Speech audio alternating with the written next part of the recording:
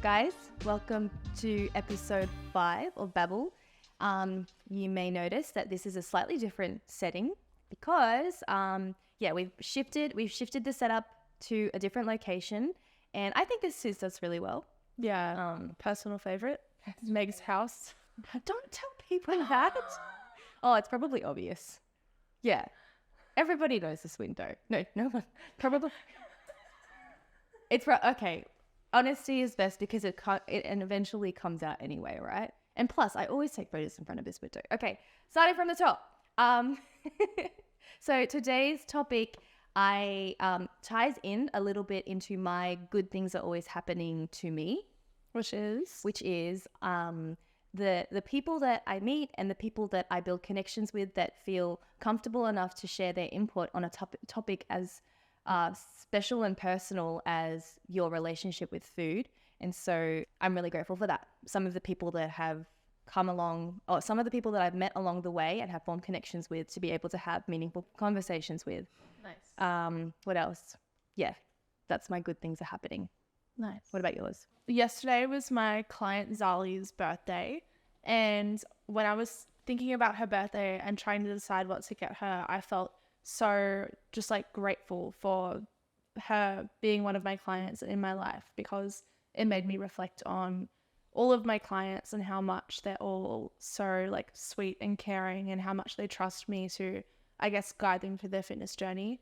And Zali especially has been with me for a very long time, and she's one of like the sweetest people that I've ever met. And I was just so happy that it was her birthday and we had a whole day to celebrate Zali. And so yeah, that's my good things always happening to me. Nice. So I pitched this topic to Dana. It feels like a long time ago now. We haven't had a chance to sit down and film for a good couple of weeks. I pitched this idea to Dana, originally thinking we could flesh out our journey with food pre-gym journey, beginning of gym journey, kind of what it's matured into now. And just from that idea alone, I started speaking to some people at the gym about it and realized what an assortment of different experiences people can have, even if we're all connected by the gym.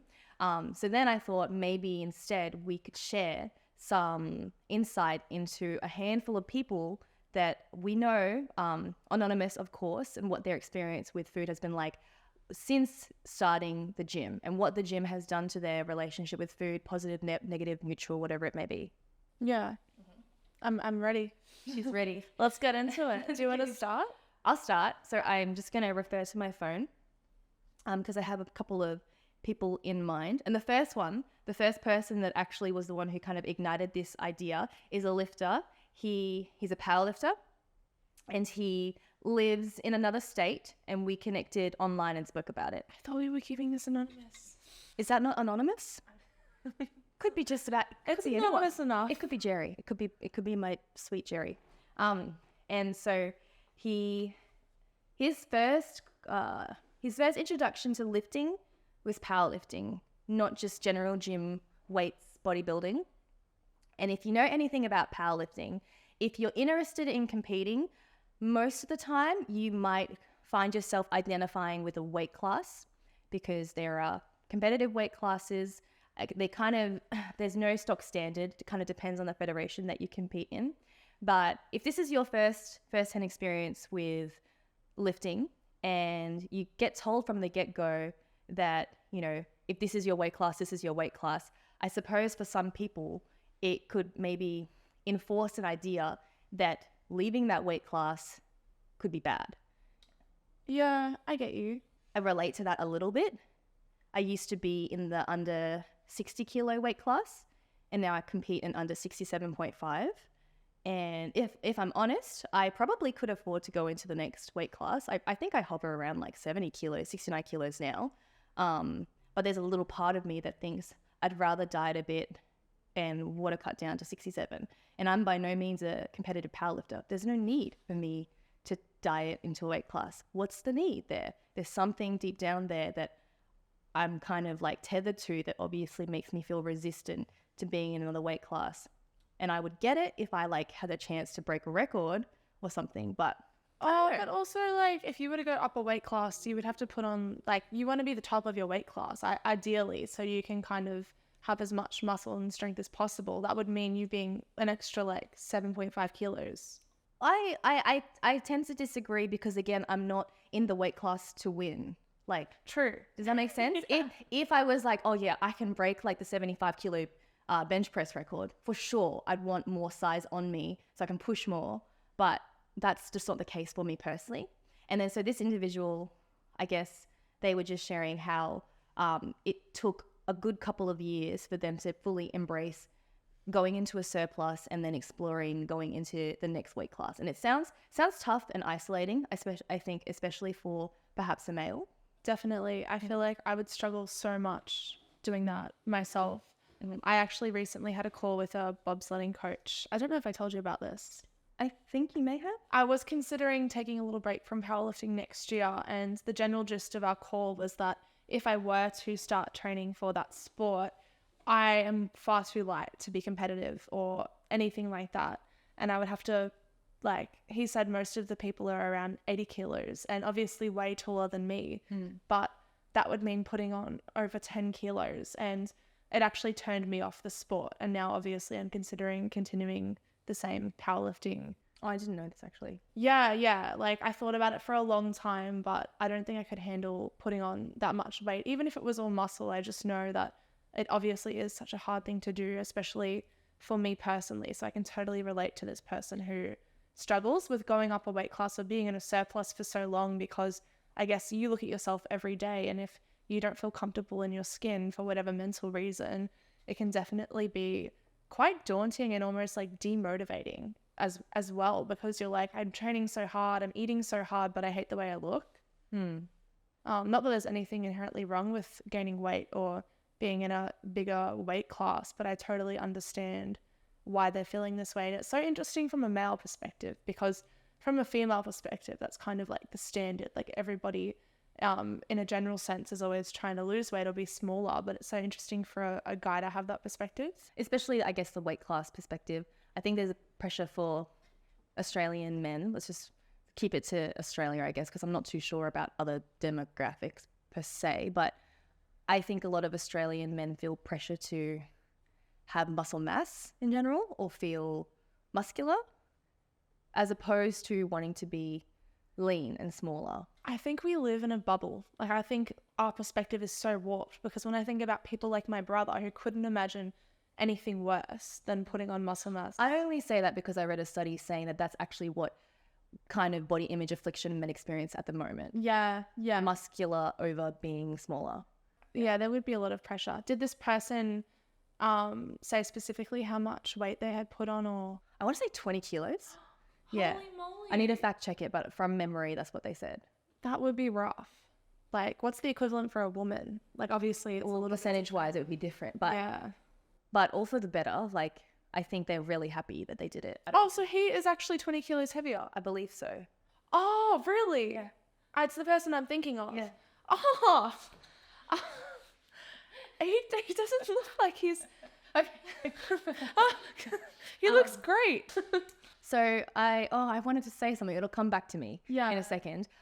But we probably, I should have opened with something else. This isn't just going to be about weight classes and powerlifting. We have insight for people who are new to weight training, are a couple years deep, and Please sometimes... keep listening. Yeah, please keep listening. So let's why don't you share one of yours? I'll take the road. Okay. Well, I won't do the next powerlifting one that I have. Okay, this one is a little bit sadder, but anonymous woman. It's dabbling into like the body dysmorphia aspect of body image, and this person is of a healthy weight. Very, like, in my opinion, she's a small gal, but she has incredibly bad body image, can't get to sleep most nights because her body image is so bad, and she considers herself to be like obese or overweight, even though on paper she's not. And when you meet her, she's not. It's like totally in her head. And she's been training for a long time, and she still feels exactly the same way. And it breaks my heart every time I hear about it, because you can't really like help someone who can't see things how they truly are, and it stuck in that like mindset of restricting food, and if I eat sugar it's going to turn into fat straight away, and training has had no impact on their mental health at all, and the body image is like still quite bad. You're saying it happened pre-gym and it still hasn't really changed in a good or bad way since starting gym. Yeah, she's had she had lifestyle factors that have stopped her from being able to do the same kind of activity she did before gym, which is why she started training at the gym, without saying too much. And yeah, her mental health and her body image is so, I've never met someone with such distorted body image in my life. It's like, it would be like me saying to you, I'm 6'4", and I hate it, and I'm clearly 5'3". You know what I mean? It's like, that is one of like the craziest examples I've ever met. I wonder then if perhaps gym is helping her, keeping it at bay, and without gym she could be in a much worse off place, if you're saying she's been stagnant since starting the gym. Yeah. When I say keeping things at bay, I just mean maybe perhaps not on the road to recovering, but not getting worse than how she started. I think it kind of really alludes to the fact that body image is a mental thing. Like, it has nothing to do with your physical activity, what you're eating. At the end of the day, it is literally like, when it gets to that extreme and it's like body dysmorphia, it really is like a mental issue and not anything else. Because it reminds me a lot of like when I was anorexic, and even though I was literally like paper thin, I convinced myself that I was overweight. Like, it's really crazy. And I feel for all the people who also feel that way out there, because it's just like so hard to deal with every day, and like to not be able to sleep at night because you think that you're overweight is insane. I don't know if there are people in the camp of there is self-awareness there, that perhaps some of the thought patterns I'm having, you know, day in, day out, aren't necessarily reasonable, but I just don't want to deal with them, or they haven't even gotten to the point of self-awareness yet. No, it's definitely the latter. Like, I think I would probably be the first bit where it's like, I know that the thoughts that I have about my body aren't true because I have people like you who can convince me otherwise, and I have measurements and I'm like half in, half out. But someone like this is like fully like, it's almost, and I don't like to argue because then I feel like I'm gaslighting them in a sense, because this is what they believe. So It feels real, yeah. Yeah, it's like, how can you just tell someone that their version of things isn't real if it's what they truly believe? It's really hard, because I'm sure the way to actually breaking down those walls for this person is different to the next who has it just as bad. Yeah. But you know them the best. You know them because you're their coach, right? Or like you're really close to them. So if anyone stands a chance in slowly getting through to them, it would be the people closest to them. I agree, but I also think anyone who is feeling this way needs to see a psychologist. Like, I think this would kind of categorize someone in that level of body image issues where you need help. And I think that psychologists are great at kind of deconstructing everything going on, maybe why you feel a certain way. And I think that people shouldn't have to go through stuff like this on their own. And yeah, you can lean on friends, but you can't only rely on the people closest to you, because you might end up like pushing them away a little bit. I want to share one that's quite positive. Thank you.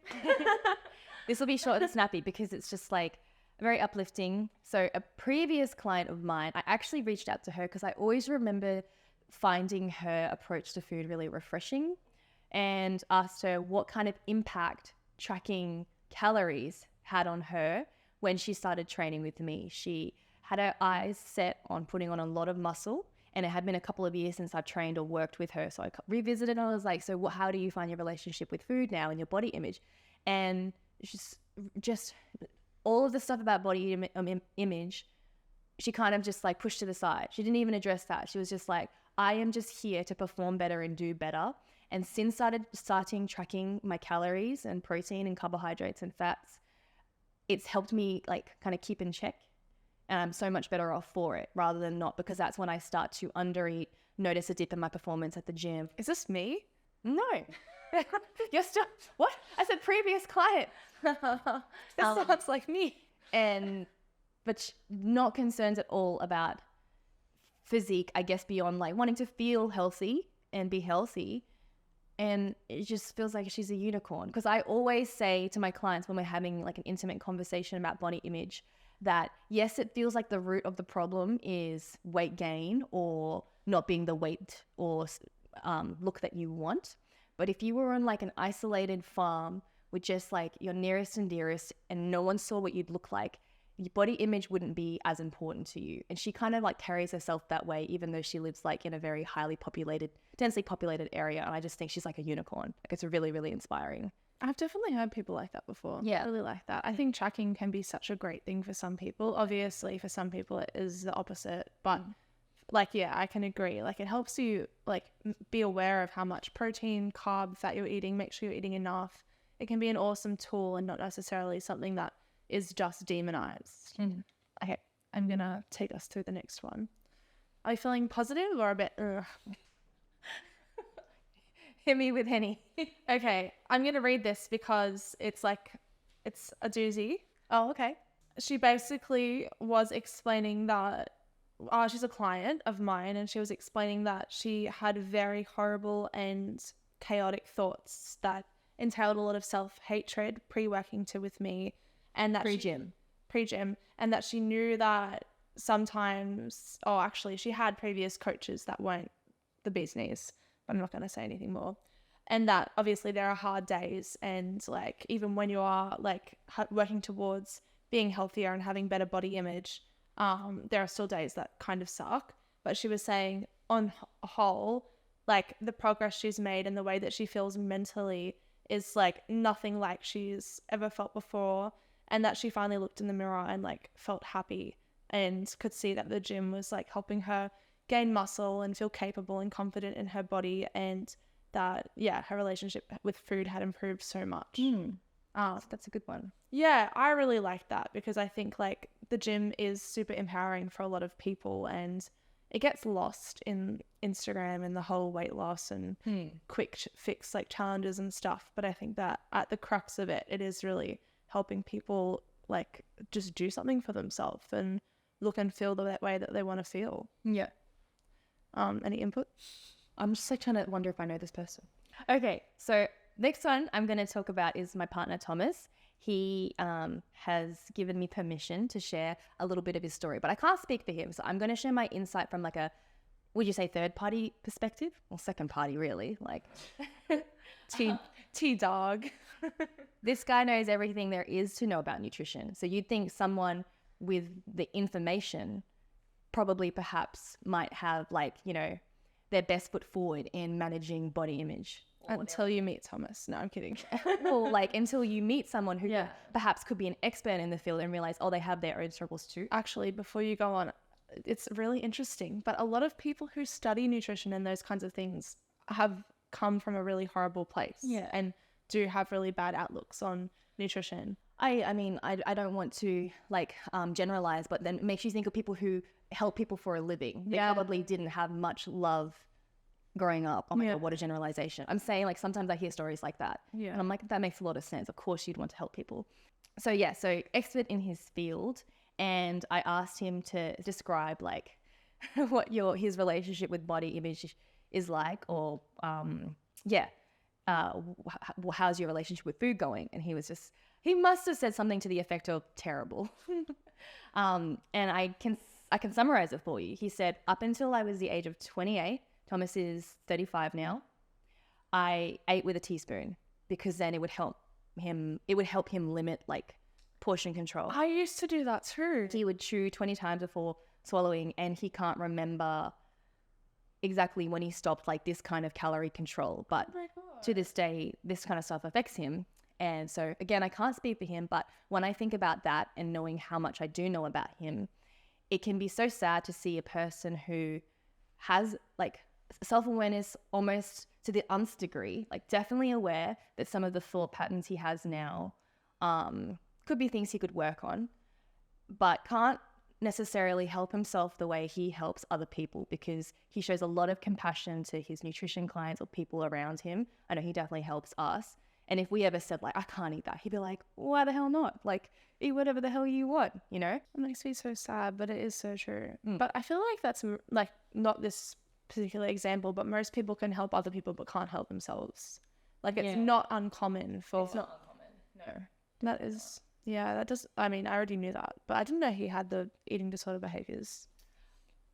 He's got some crazy ones he can tell you about later. That sounds like me. I always say he should talk about it on the Zero podcast. Like, we could just... Anyway, Sometimes you shouldn't share too much, though. for another day. Yeah. He's very open. I think that the transparency would help a lot of people.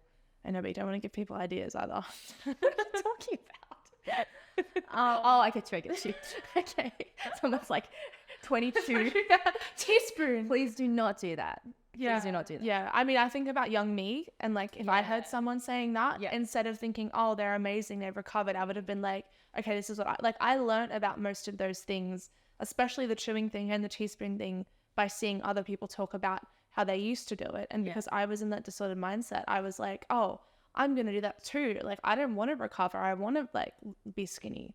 And so I feel like, obviously it's my own bias, but there's a part of me that's always so like cautious about what I share, just because I know that someone might be in that headspace. For sure. Yeah. Okay, my next one is also my partner, and it was really hard to get this out of him, but he basically said powerlifting was great for his head because it didn't matter how he looked, and then he let himself go because he didn't care enough about how he looked. He just focused solely on being strong, and so I guess had good body image. And now he's a lot healthier, and he looks better in his opinion, and my opinion too. Sorry, I shouldn't have said that. But he cares a lot more about how he looks. And he always says, like, it's like the longer you do it, the more the like finish line keeps moving. Okay. Like, I don't know how to explain it, but now that he's doing more bodybuilding stuff, it's like nothing's ever enough. And I can really relate to that too, because I guess that's how I feel about myself. So gym improved the body image or worsened? Powerlifting improved his body image, but bodybuilding, no. Like, it was like up, because he experienced like obviously negative body image as a kid, started out on his gym journey and did powerlifting, had good body image, didn't care about how he looked, went into bodybuilding, and then bodybuilding was where everything went downhill. And he started to have a more negative... It's funny because like I don't see Declan as someone who actually puts... I don't think his head's in the sand, but I don't think he's like super interested in mainstream bodybuilding to the degree where he'd be influenced to be like, I have to be 6% body fat, but somehow it still impacts him and all he is just part of the sport. But also I feel like that's most of us. Like, I feel like most of us are so like impacted by our body image, despite not being like a competitive level bodybuilder or powerlifter. You can disagree. I'm trying to wrap my head around the statement. Even if we're not competitive, we still care about body image? Yeah, definitely. I think like, I agree, I know exactly what you're saying, but I also think that like it doesn't matter that he doesn't want to be a competitive bodybuilder. Okay. Like, it's still the act of going to the gym and training solely for aesthetic purposes 4 to 5 times a week, eating for like your whole life is consumed by it. And when I've had periods where I've stepped back from powerlifting and I've focused on aesthetics, my body image goes to shit because all I'm thinking about is the way that I look. Like, I go to the gym solely to train to look a certain way, and I start to notice that I have dips in my body image because all I'm doing is focusing on that, which is why I love powerlifting so much, because I can just focus on my performance. Sure. Yeah, I can agree with that. What one should I share next? There's so many good ones. Okay. This particular person I've only gotten to know in more recent times, and we really connected talking about our experiences with hormonal change, endometriosis, PCOS, lifestyle change to support someone who's experiencing like debilitating or not so great symptoms from those kind of things. And I always thought that everyone started the gym to change the way they look. It's kind of just like this belief that I've had, and I completely disregarded and forgot populations who actually go genuinely to improve their health. This person just wants to not have to deal with the hormonal fluctuations in their body every month, or sometimes like for 3 months at a time, that are really messing up her mental and physical health, and nothing to do with how she looks. I actually don't know who this is. And it really like struck a chord with me, because I was like, how could I be so daft? How could I forget that there are people who start training with no intention of looking a different way. Of course, like underneath all that, there is an intention to put on muscle because that's what helps influence the lifestyle change, but it's not to look different, it's to feel different. I feel like it's because you live in the bubble of zero. I am in a bubble. Like working in a commercial gym, I meet people like that all the time. Like people who want to improve their bone density or people who just want to feel good. Like I feel like it's so more common when you meet normal people. No, for sure. I think I was like too focused on outliers, like say someone who's had an injury or like an older person who wants to be able to support their body weight. And I was forgetting maybe younger people our age, why they might start.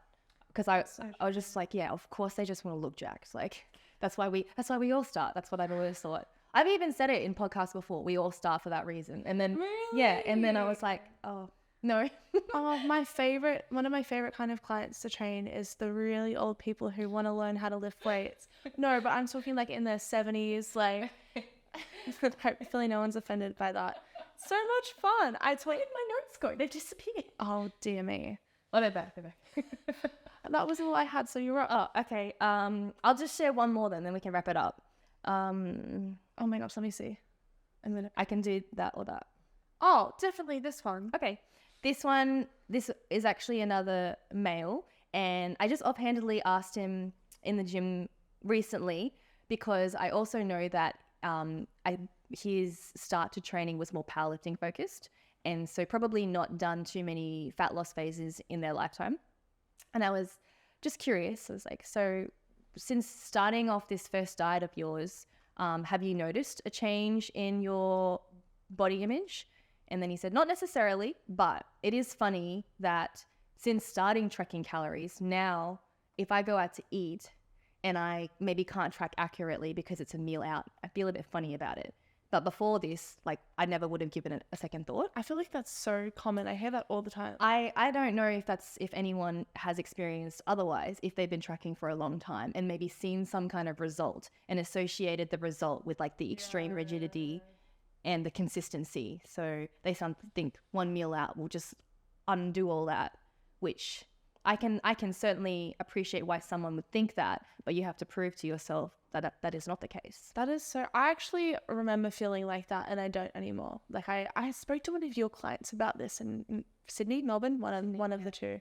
I used to be exactly like this person, and then the past year I've noticed that even if I'm tracking and I go out for a meal, I do not care because I know that it's like one day out of like 365 or maybe a little bit less than that where I'm on the ball. Like what is one day? Yeah. And also like I eat a lot of food. Like even if I went 1,000 calories over, probably need it for my training. And actually I do have another person I just thought of that would be really fitting for this episode. She had an eating disorder and she met me a long time ago, so I can talk about this, but she wanted to put on muscle and start training in the gym. And she said to me first, she wanted to lose 5 kilos before she could start training because that was her goal weight. And she wanted to build up from there. And she was eating less than 1,200 calories a day. And so my intervention was like, obviously you need to eat more food if you want to gain muscle. Why are you going to starve yourself, lose the weight, and then start back up in the gym? But her body image was so horrible that she couldn't, like, she understood me, but she couldn't fulfill the steps because it was so hard for her to accept that she'd have to put on weight. Yeah. And that one, we never ended up working together, but that one I found it like super interesting. You can like see little flickers of them actually having hope for a version of themselves where they can like put on weight, but there's a lot of like push and pull because of course if I want to get there, it means I have to embrace putting on weight, but I don't want to do that, but I do want to get there. And there's lots of push and pull. I think it broke my heart because like she was eating so little, and like, you know, when someone's eating that like low like amount of food that they can't achieve the goal they want to achieve and they have to increase their food. Sure. But they're so scared of like gaining fat that they drop their calories again and then they try and lose weight. And I was like, why? Like I always say to people, if you could look exactly how you wanted to look, but you were 10 kilos heavier on the scale, would you be happy? And she was one of the people who said no, like the number is so important. And that is something that I can obviously resonate with from the eating disorder days, but it's like such a hard thing to hear sometimes because you can't help someone like that. It's tricky. like talking to a wall a little bit. Yeah, and that's where psychology helps. So, parting words or my parting thoughts are, if any of these stories resonated with you, particularly ones that maybe feel like they gear towards a negative side when it comes to body image, I want to stress that it's not a what's the opposite of a big deal? It's not a small deal. It's not a little deal. It's not a small thing. It's important to look after and nurture and foster a safe space in your head. Like, if you look amazing on the outside, but you're telling yourself all day long, like, I look like shit. Yeah. You know, that's not a small thing. But in their head, they don't know they look amazing on the outside. So they're going to be like, oh, not me. So if any of those stories resonated with you, I hope it helped hearing that there's people out there as well that feel the same way. And if any of the positive stories resonated with you, I'd love to hear from you. I'd love to share more in another episode. I also want to add, like, our DMs are always open. I religiously scrolled through my message. You say this every time. No, but like when it comes to like eating disorder stuff, you really have to like get help. Like, if you're struggling and you're in a dark place, like, there's always like people there to talk to. There's always like psychologists that you can talk to, and it's not something that you should just keep burying under the rug and just trying to think that with time it will get better. Like, you need to reach out for help. And if one of us can help, then you know where to find us. Mm. Oh, is that it? That's it. Okay. Toodaloo.